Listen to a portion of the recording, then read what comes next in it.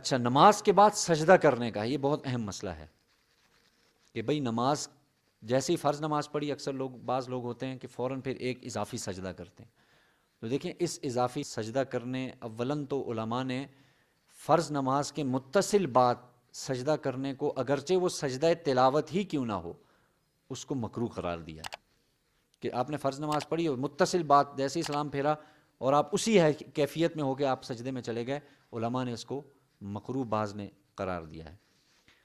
اور بعض لوگوں کی عادت ہوتی ہے کہ فرض نماز پڑھی تو ایک آدھ سجدہ کر دیا، تو اس کے لیے کچھ شرائط لکھی ہیں علماء نے. دیکھیں سب سے پہلے یہ جائز امر ہے، بہت بڑا کوئی ثواب یا سنت نہیں ہے کہ آپ اس کو ثواب سمجھ کے کر رہے ہیں. دوسرا یہ ہے کہ اس کو عادت نہیں بنانی، عادت نہ بنائیں اس کو کہ بھئی میں عادتاً ہر نماز کے بعد ایک آدمی، تو یہ عادت پھر یہ ٹھیک نہیں. اور اسی کے ساتھ ساتھ تیسری جو ہے کہ لوگوں کے سامنے نہ کریں. سمجھ رہے ہیں بات کو؟ تو یہ 3 شرائط ہیں، تو ایک آدھ دفعہ ہو گیا تو کوئی مسئلہ نہیں.